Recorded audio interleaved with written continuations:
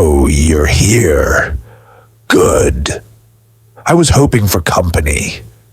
You see, I've got stories, dark ones, chilling ones, the kind that keep you up at night. Mythical creatures, curses, horrors you can't escape. Shall we begin? Don't worry, I won't bite. Much. Everyone has secrets. My secret has stayed with me for as long as I can remember.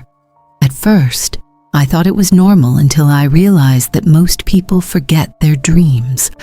Their dreams fade away like morning dew in the sunlight. But not mine. I can remember every dream. Not fragments or blurry images, but vivid, complete stories. Every detail, every word, every expression is etched into my mind as though more real than reality itself. At the age of 8, I began recording these dreams in a thick notebook. 10 years later, the notebooks filled an entire cabinet. Each page was filled with accounts of fantastical, beautiful, terrifying, or absurd dreams. They were my secret garden, my most treasured possession. But I never imagined that this seemingly wonderful ability would mark the beginning of a nightmare. One ordinary morning, as I flipped through my dream journals as usual, a detail caught my attention. The number of dreams recorded in the past month had noticeably decreased. Initially, I attributed it to stress affecting my sleep quality. But after careful analysis, a chilling pattern emerged. The number of dreams was decreasing at a precise, steady rate. One fewer dream each day. What was even more unsettling was the subtle change in the dreams themselves. The once vibrant scenes grew hazy, and the faces of people began to distort. Some even had animal features, and the dialogue carried strange echoes. At times, I dreamed of a strange hospital room and a little girl who cried incessantly. Based on my journals, I had recorded a total of 3,650 dreams over 10 years. If the decline continued at this rate, I would run out of dreams in another 10 years. But there was something peculiar about this number. 3,650 days, exactly 10 years. Why 10 years? Why did it start precisely from the day I began recording dreams? Could this all really be just a coincidence? I frantically sought help. Psychologists, sleep specialists, neurologists. But no one could explain what was happening. None of the treatments could stop the dreams from disappearing. As the number of dreams dwindled, I spiraled into severe anxiety and paranoia. I forced myself to sleep constantly, hoping to dream more, but it only left me utterly exhausted. Sometimes, I doubted whether I was truly awake or if everything was just another dream.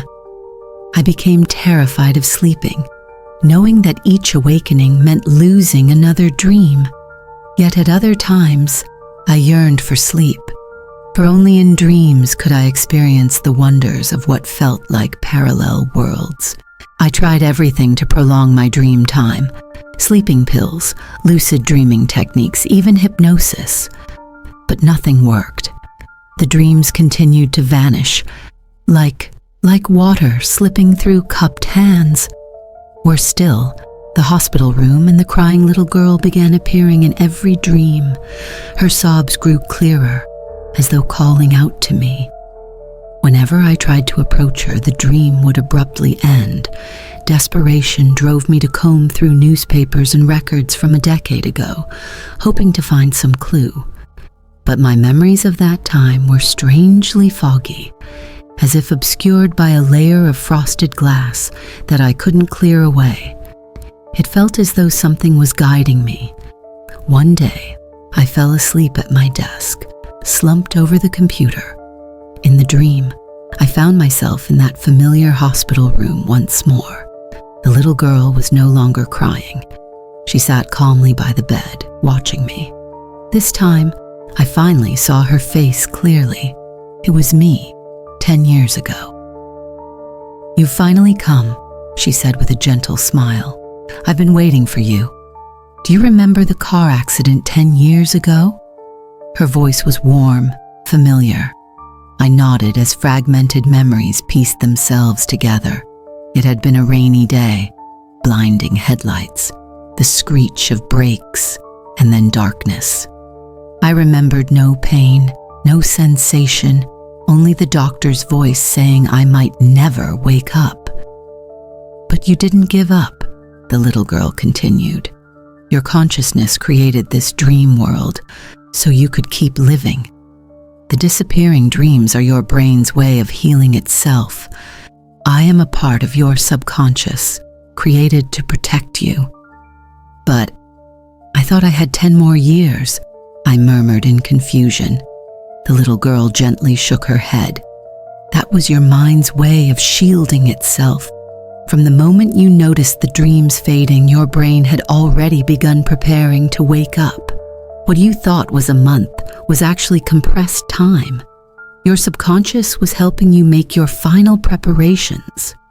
Trembling, I reached out to touch her, only to see my hand turn transparent. So this was the truth. 3,650 dreams represented every day I had spent in a coma. I woke up with a jolt, drenched in sweat. Memories surged back like a tidal wave. 10 years ago, I had been in a serious car accident and had been in a coma ever since. Now I was finally waking up.